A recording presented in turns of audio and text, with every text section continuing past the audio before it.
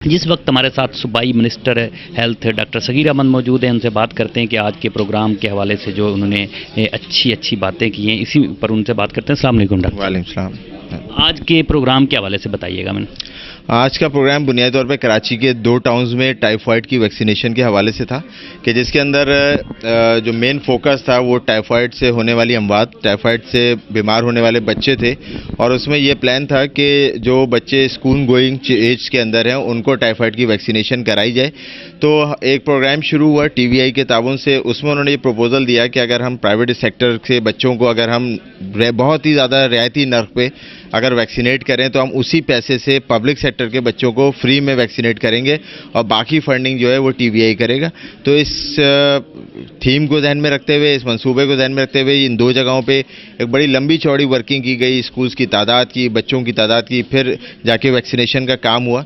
तो ये बुनियादी मकसद था कि बच्चों को टाइफाइड से हम बचा सकें, क्योंकि पाकिस्तान दुनिया में टाइफाइड से मरने वाले बच्चों की तादाद में सर-ए-फ़हरिस्त है और इसमें मुब्तला होने वाले बच्चों की तादाद में ही पाकिस्तान सर-ए-फ़हरिस्त है। तो ये एक छोटी सी कोशिश है कि जिसमें हम लोगों को ये अवेयरनेस दे सकें कि टाइफाइड की वैक्सीनेशन कराना अहम है।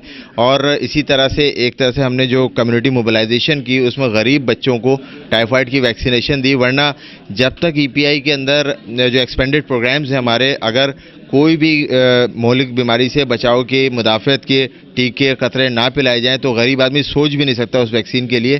तो ये कंसेप्ट था कि आम बच्चों तक, आम लोगों तक एक ऐसी वैक्सीन की सहूलत पहुंचाई जा सके जिसके लिए मुझे अल्फाज इस्तेमाल करने में कोई आर नहीं कि शायद ख्वाबों में वो सिर्फ सोच सकते हो। अच्छा सगीर साहब, अहम बात जो कल एक वाक़या पेश आया, तो उसके बाद आपकी टीमों को जो है मुश्किलात का सामना करना पड़ेगा, तो आप इसी हवाले से जो है पब्लिक को मैसेज।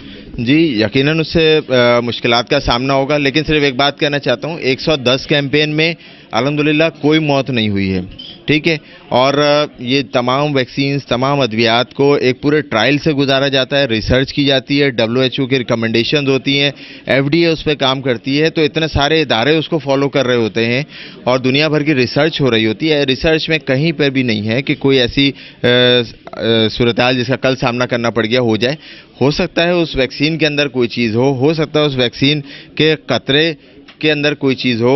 और यकीनन एक चीज़ अब सामने आई है कि ऐसी सूरत हाल एक आ गई जिससे यकीनन शराय जो रेफ्यूज़ल है वो बढ़ेगी।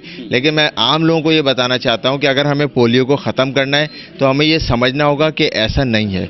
अब क्या वजूहात रही उस बच्ची की शर्मनाक मौत के अंदर, वो यकीनन रिपोर्ट्स बताएंगी, तहकीकाती कमेटियाँ बताएंगी, लेकिन कहीं भी मेडिकल साइंस में कहीं भी कोई ऐसा लफ्ज़ डॉक्यूमेंटेड या रिपोर्टेड नहीं है कि इसकी वजह से कोई डेथ हो सकती हो। बहुत शुक्रिया।